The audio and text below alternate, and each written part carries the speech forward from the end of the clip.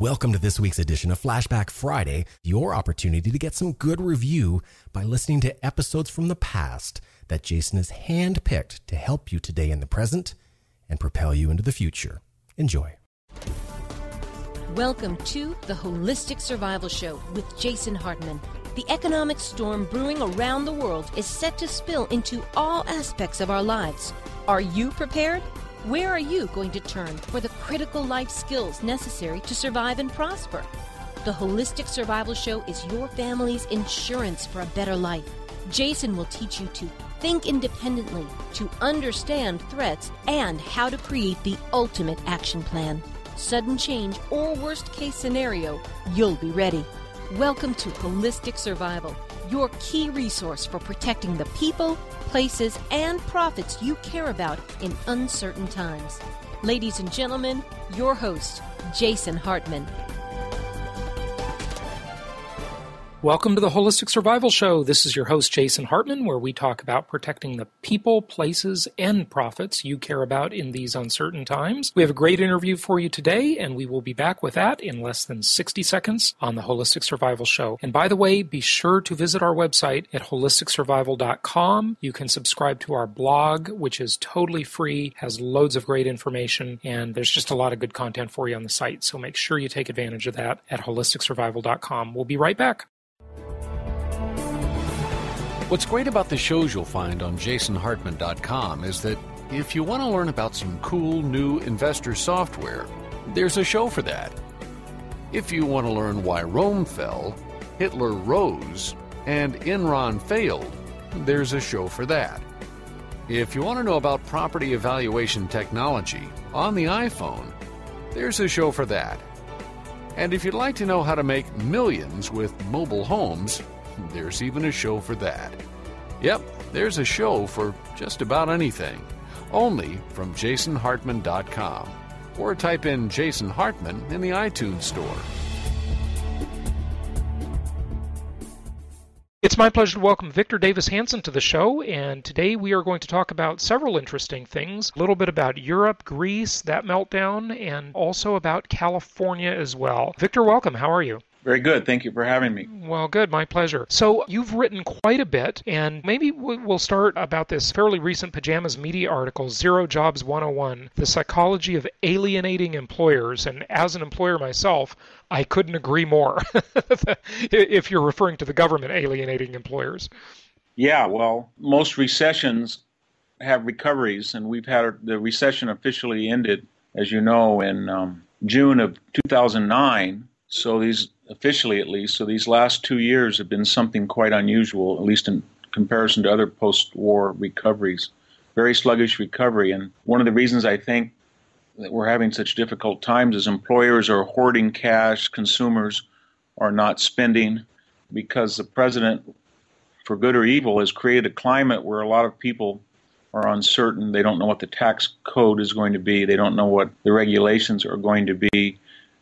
They don't know what the national policy is going to be about investment, savings, but they do have a sneaking suspicion that if they're affluent, let's say they make over $200,000, and those are a lot of the people who hire, that they're in the proverbial crosshairs. They're not liked.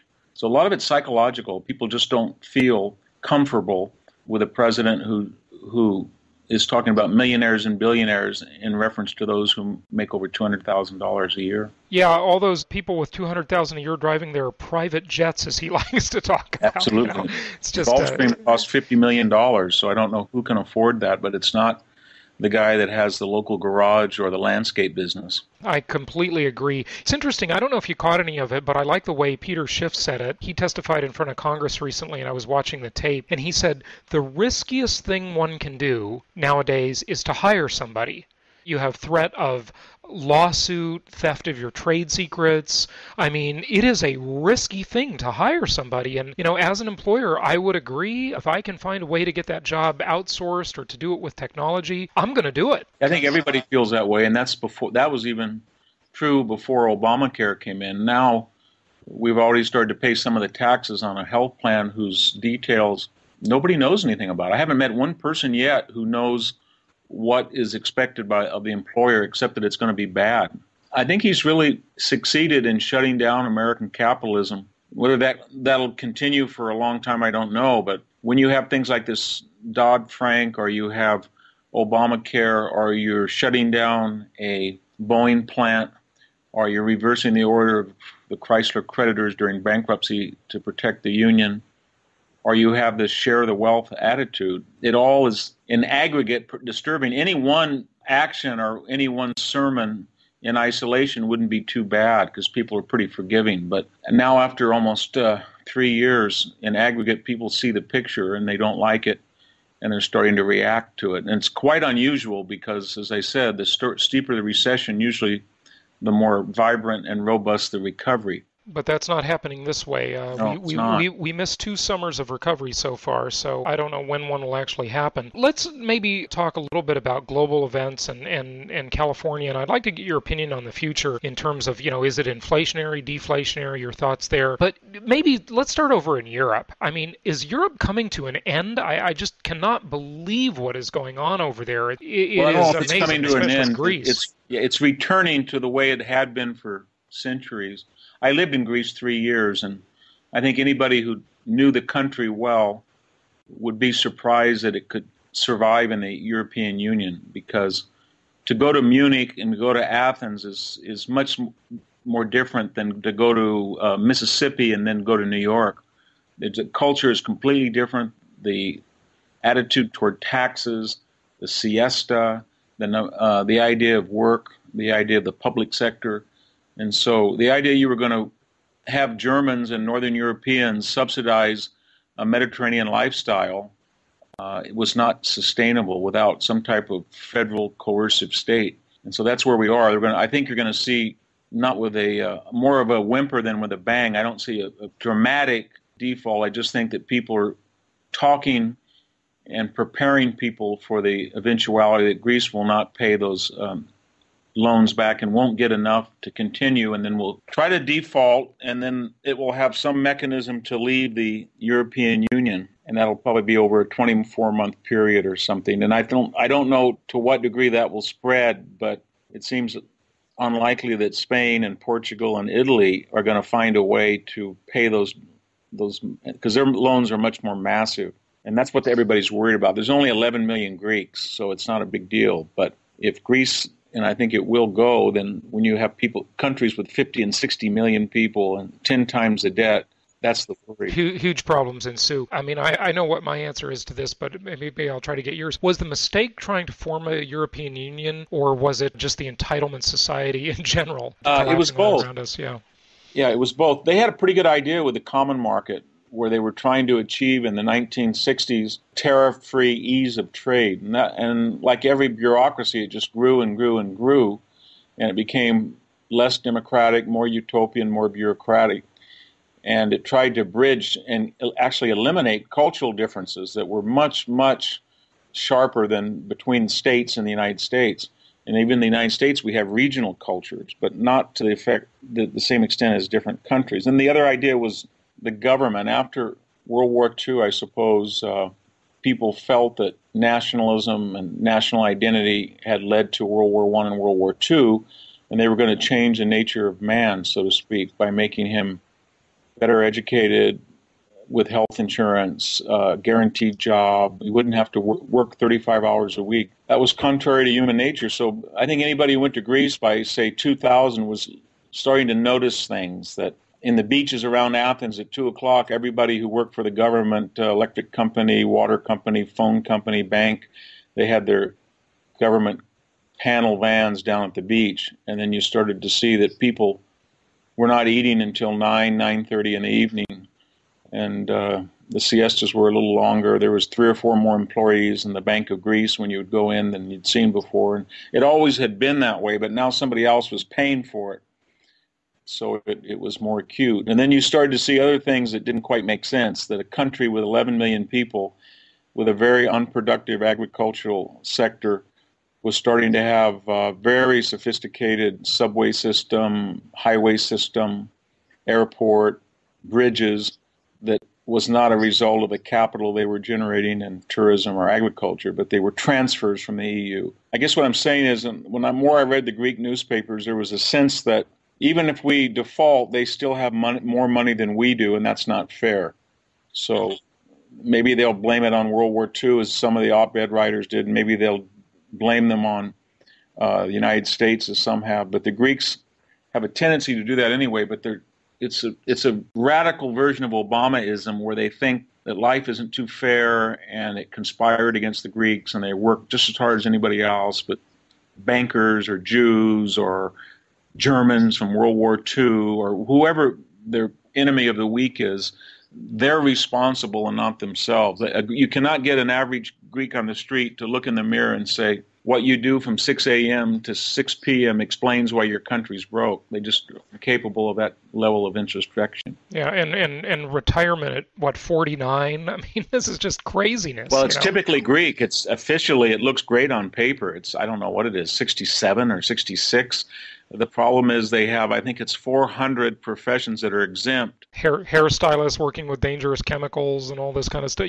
It's just crazy. When it's everybody's money, it's nobody's money. Nobody cares when the bureaucracies grow like that. But, just an interesting thing I wanted to ask you about. I remember my last trip to Europe, I did an Eastern European tour, and I went to Bulgaria, Romania, Estonia, Latvia, and several of those countries had just come into the EU right before I was there. And that's why I was particularly interested in going. And you saw all these signs everywhere that said, this is an EU highway project or whatever. And they were building these great highways in Bulgaria where average wages were like 200 euros a month or something. And isn't that just part of the business plan, though, to kind of give those countries, put all this money into them, give them infrastructure, and to hopefully lift them up and make them greater countries if they just had a head start, a hand up rather than a hand out? Yeah, that was the idea. And it worked a little bit better in Eastern Europe because they had so rejected statism, because they had really suffered under communism. So they saw the EU as a protection more of personal freedom and protection maybe even from the Soviets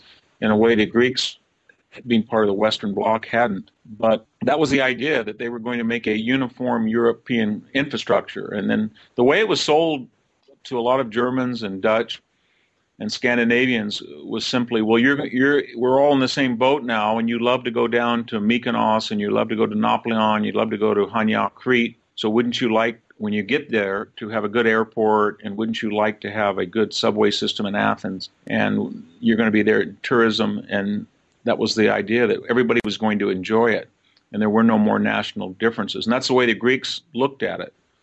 But of course, the problem is that when you're in Athens and the meal costs more than it does in Berlin, and the people are working 60% as productive, then something has to give. Yeah, it really does. It's just an immature philosophy to believe that you can have something without earning it, no question. So what is the conclusion going to be? I mean, will the riots and civil unrest continue? Will they get a lot worse? Will you see them spread into other European countries? And what's the conclusion? Print more money and cause more inflation? Just a huge reduction in standard of living?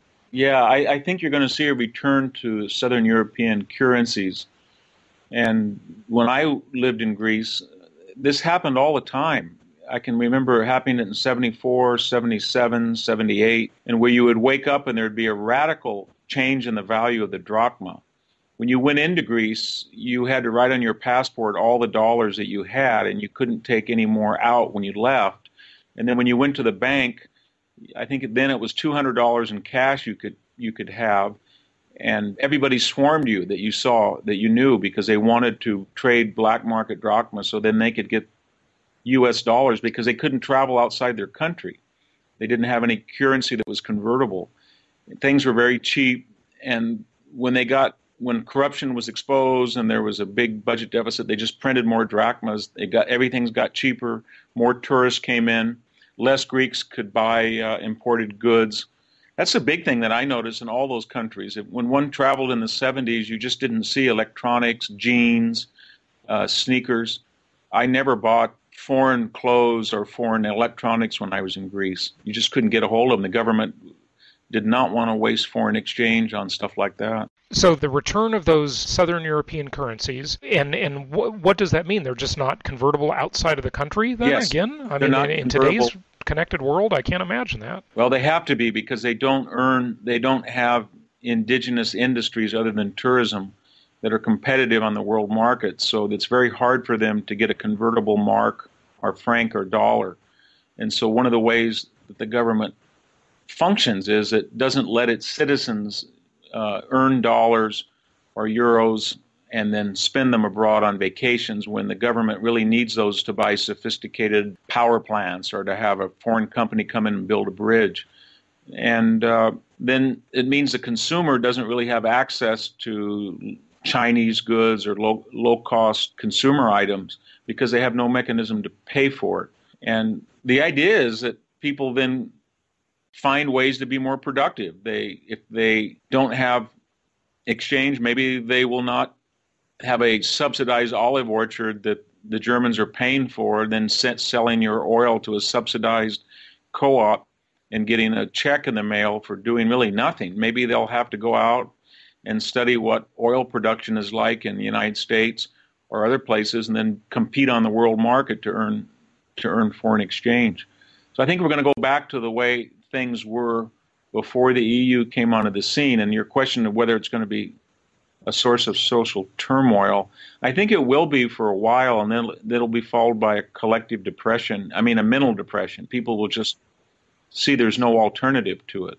I don't see any alternative. The big question will be the political institutions, whether the democracies will be able to weather this radical downgrade in individual people's lifestyles without a swing to fascism or communism. Yeah, scary stuff. Talk to us for a moment, if you would, about California. What is going on and when you say that, are you really focused on Central California and the agricultural communities there, or I mean the state is just a disaster of epic proportion. I mean, I just moved. I left California to move to Arizona, and when I drove across the state line, my state income taxes went down by about 35%, and everything else got a lot less expensive. I mean, the price of gas, the price of there's just so much less regulation, and it just seems like California is just collapsing under its own weight. Yeah, it's kind of like Greece, and I'm kind of lucky because I drive from my farm in the center of the state, south of Fresno, to where I work at Stanford University. So I go really from third world California to first world California. And I mean, I leave a community that's about 75% either first-generation Mexican-American or illegal alien. Then I go to a postmodern University Avenue in downtown Palo Alto. And I often speak a lot, so I travel all over the state. And the symptoms are pretty disturbing. They're not just that we have the third highest income tax at 10%. I think it's the second highest sales tax at 10.1%, highest gasoline tax at 46%. Highest paid teachers, 65,000. Highest per capita, highest housing prices, at least on the coast. But what you get for it in value, in other words, our public schools, are behind only Mississippi in math and English, even though we have the most expensive teachers. We have the highest cost per prison inmate. We have the largest number of illegal aliens. We have the largest amount of U.S. dollars sent from a particular state to Mexico. So we have $8 billion that we are sending for Hispanics who are not citizens, and then they're sending about $20 billion in disposable income to relatives in Oaxaca, Mexico, for example. And I could go on, but people look at California and they think, with that high revenue coming in, why is 101 or that 99 freeway, why by any interstate standard they're pathetic? Why is LAX just pathetic? Why are the public schools pathetic? And the answer is that the number of people who are productive for the reasons that you outlined are leaving, 3,000 a week. We have about 200,000 that are leaving California, we think, with incomes over 70,000, and they're being replaced by about 1,500 people who are largely coming for the higher than average state subsidies. So we're starting to see it in very mundane ways. I could give you 1,000 anecdotes that explain what's happening. 3 weeks ago, before I came to Michigan for my teaching stint here, all the copper wire in my ag pumps was stolen by a gang. $1,500. They just ripped out the copper wire I've had 3 accidents in the last 10 years. In all 3 cases, the person who hit me fled the scene of the accident, and the car that he left had no driver's license. I mean, he had no driver's license, apparently. No registration was left, and no insurance. If I go to the Department of Motor Vehicles and I don't have an appointment, sometimes it's hard to get an appointment. I expect to wait 2 or 3 hours there. And I mean, I don't think there's scarcely an English-speaking person at the DMV anymore. I mean, the last time I went in California, it's unbelievable. It's interesting you mentioned Michigan, because I always compare the two. I say that California is the new Michigan. You have a place that used to be one of the world's great cities, Detroit, and then it became, as I see it, just encumbered with liberal politicians, unions, public employees, and the weight of all that just the employers started leaving, the productive people started leaving, the people that wanted freebies stuck around, and the bureaucracies grew, and the crime rate soared, and it's just an epic disaster. Yeah, I think it's true, and I think what's sad about it is this discussion you can't have in California because the public rhetoric makes the necessary adjustments. So if I go to my local town of Selma and I pick up the newspaper, let's say on August 20th, I see the headline is that 3 public employees are been arrested for stealing the city's manhole covers and sending them in for scrap. And then I look at the next article, and all of the bronze plaques, some of them from the 19th century, for dedicatory buildings in town have all been yanked out by gangs who are melting down bronze plaques. Then I see 2 policemen have been arrested for felony charges, and that's not atypical now. And what's happened is that when you combine 7 million illegal aliens, and you have a lot of people who don't know English and are not legal and don't have a high school diploma, and you're trying to bring them up to social parity in a generation, that requires a lot of capital. And then the rhetoric has to adopt to it. So if you object to it and you say that this won't work, then you're a racist or you're a nativist or you're a xenophobe. And so the same thing with public employees. If you're upset that the California State University system is unionized and all 30,000 professors make more than their counterparts elsewhere, and they're not subject to dismissal for poor teaching very often, then you're anti-education or you're anti-university. Or worse yet, if you say anything against the NEA, the National Education Association, which Steve Forbes fittingly called the National Extortion Association, what about the children? You're not compassionate. This is just, it's like we can't even have a discussion in this country anymore. And you can tell that the people that have just baseless arguments are the ones who always go to those ridiculous comparisons. They can't stay on the issue. They can't stay on point. Yeah, I think the only thing that is real now in California, we did have a $25 billion deficit, as you know. So when the money runs out and it cannot print money like the federal government, and people can leave, unlike U.S. citizens that don't really leave the country, then them or they, the bad guys who make the money, who pay for things, leave.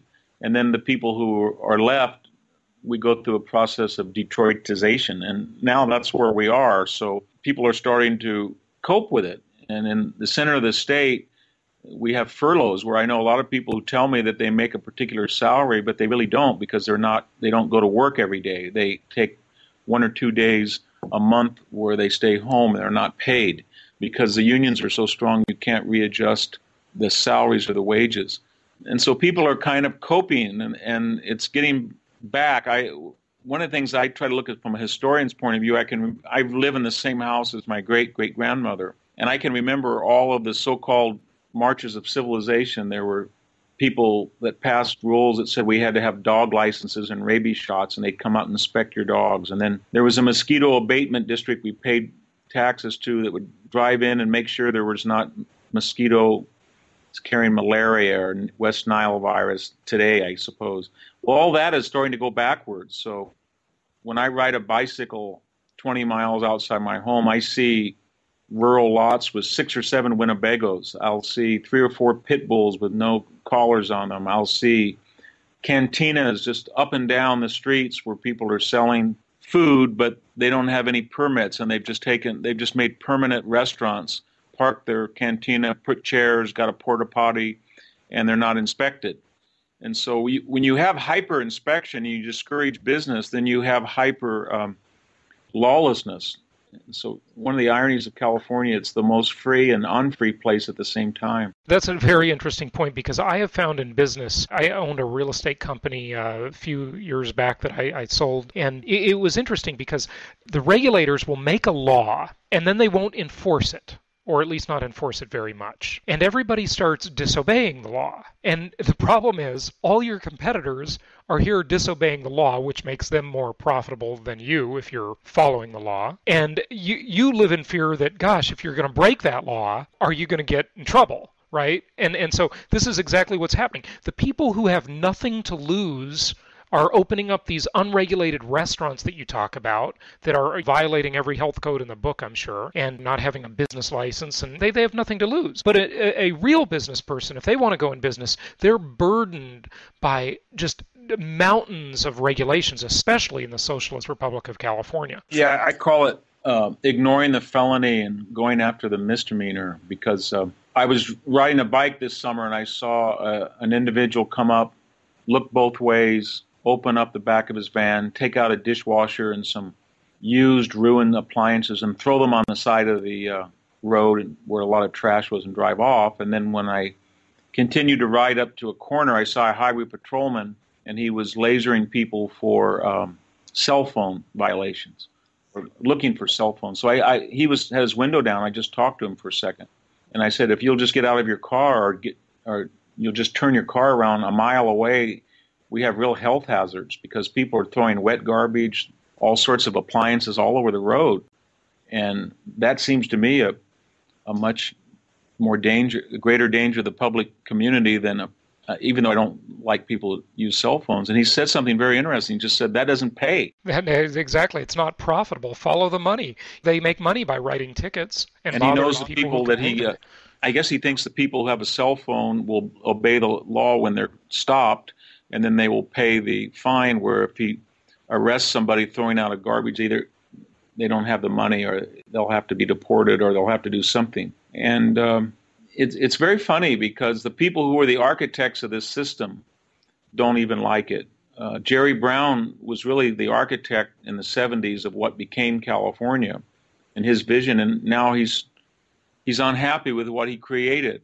Mayor Villagrosa in Los Angeles is unhappy with the security of the mayor's house, so he built a fence, which was kind of illegal, around his mayor's residence.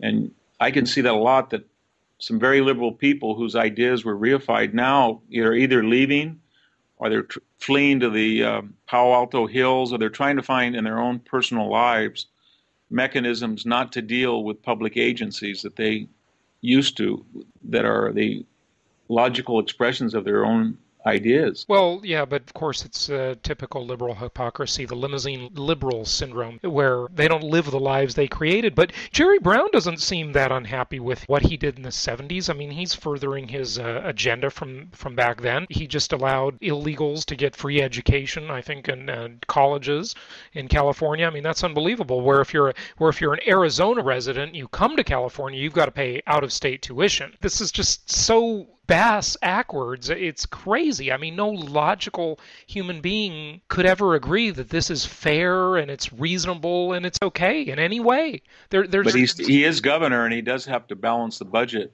So when he does that, where's the money going to come from? He knows that if he raises the taxes any higher, he's going to get 5,000 people going a week. So he's got to cut something. What's he going to cut? He's going to cut the EPA? Is he going to cut? He doesn't know. I mean, well, I don't think he's going to cut anything. I think, since they can't print their own money in California, they sell these lousy bonds that you hear advertised all the time, which I think is almost fraud. When Arnold Schwarzenegger was on the radio advertising California bonds, I mean, that's like inducing someone into something that you know is a bad deal. I mean, it's an insolvent state. But what I guess I'm saying is there are limits, because they can't print money, and so they're looking around for revenue. And California Highway Patrol ticketed 1 million tickets in addition in 2010 than it did in 2009. So all the agencies are sort of in Latin American style trying to find their own revenue streams. They say they're not, because they go into the general fund, but they really are. And they're increasing fees on everything. And the principle is that if you're upper middle class, you're going to pay more for this redistribution for people less fortunate. And the sad thing is that even liberals know what needs to be done. You'd have to close the borders.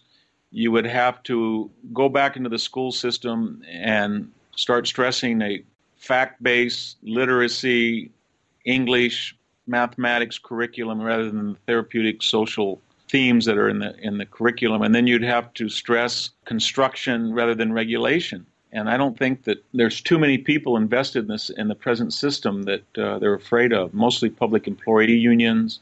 What runs California right now, I think, are the public unions, the environmentalists, and the open borders, La Raza elite.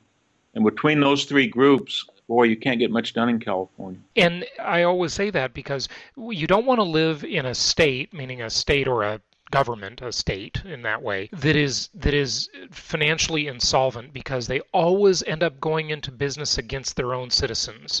And that's what the ticket business is. I mean, no one's going to say they like drunk drivers, of course. That's terrible. But even when they lowered the DUI limit from, what was it, 0.01 to 0.08, or I don't know exactly the right numbers for that, but when they lowered that just was a whole new slice of revenue. These red light cameras, the speeding cameras, the government is going into business against the citizens to try and raise money. And it seems like the only way out for California is bankruptcy, so they can renegotiate the contracts, which I don't know if they will, because the political will is probably not there, even if that happened, or a federal bailout. I mean, what else is the state going to do? Well, they don't like to talk about it, but if you talk to state employees, and I have a lot of friends who are state employees, and my son is a teacher in the Fresno Central Unified School District, it's off the radar, but each year they're either not getting a raise or their pay is decreasing by 2 or 3%, or they're paying more for their health care. So Californians don't like to talk about it because that would represent fiscal discipline, but there really isn't any money there. And in all of these little towns, I read the local papers, and they're laying off public employees, they're cutting back, they're very angry. They're trying to blame people. They won't, that was part of the motif of the Whitman campaign, that she had a private jet. Carly Fiorina had a private jet. That's not right. But privately, there's no money. So we're starting to slowly and incrementally go back to a smaller size government. I think if you look at the budget of the state of California, where it was in 2008 to where it is now, I think it's down to about 2006.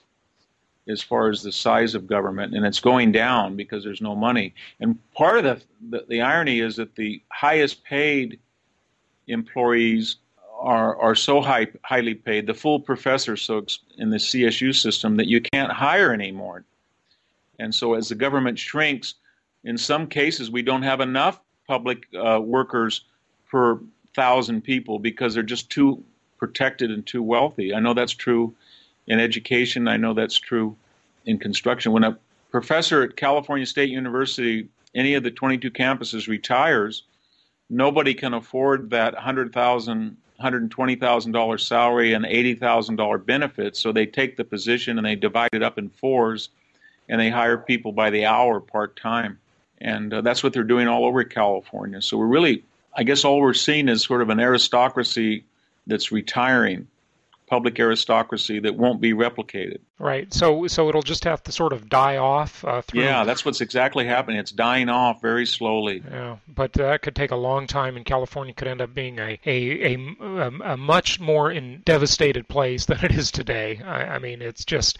I don't know that there's really any hope for California in the next, 10, 15 years? I think if they... because it has such natural wealth. It's the wealthiest agricultural sector in the United States. This year it's going to export $16 billion worth of, even despite the water cutoffs. And it's got natural beauty. It's the biggest tourist earner of any of the 50 states. They have things like Napa Valley, Silicon Valley. So it has strengths. It's got a lot of natural gas, especially with new fracking in the San Joaquin Valley. I know, but nobody will let anybody get to that. You could drill. No, but that's my point. I think they'll do it. They'll cave in. I mean, are we going to see an oil platform in front of Barbara Streisand's house in Malibu? That would be. I think they're going to get to that. They're going to get to that point where they're going to be forced, and I think they're going to have to close the border. I think everybody understands that there's just too many people.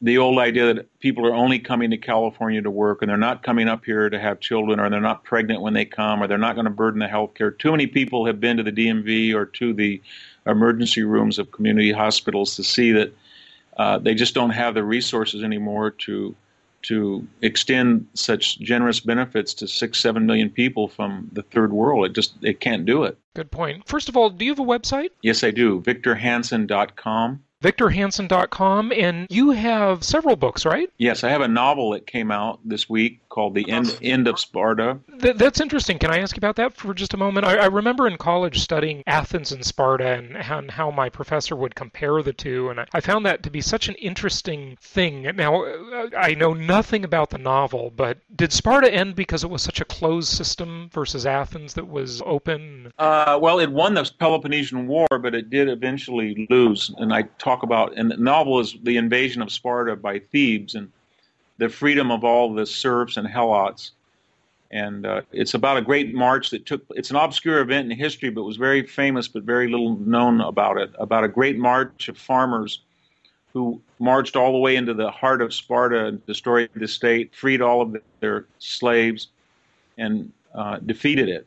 So it's kind of an Odyssey type of novel. Who was on the march? Why did they do it? What price did they pay for doing it? Very interesting. Well, everybody should get that book. And Victor Davis Hanson, thank you so much for joining us today. Really appreciate the insights. Thank you.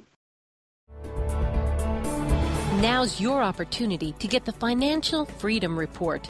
The Financial Freedom Report provides financial self-defense in uncertain times, and it's your source for innovative, forward-thinking investment property strategies and advice.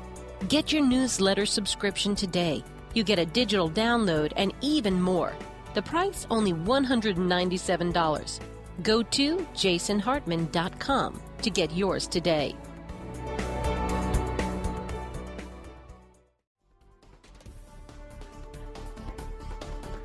Thank you for joining us today for the Holistic Survival Show, protecting the people, places, and profits you care about in uncertain times. Be sure to listen to our Creating Wealth show, which focuses on exploiting the financial and wealth creation opportunities in today's economy. Learn more at www.jasonhartman.com or search Jason Hartman on iTunes. This show is produced by the Hartman Media Company, offering very general guidelines and information. Opinions of guests are their own, and none of the content should be considered individual advice. If you require personalized advice, please consult an appropriate professional. Information deemed reliable, but not guaranteed.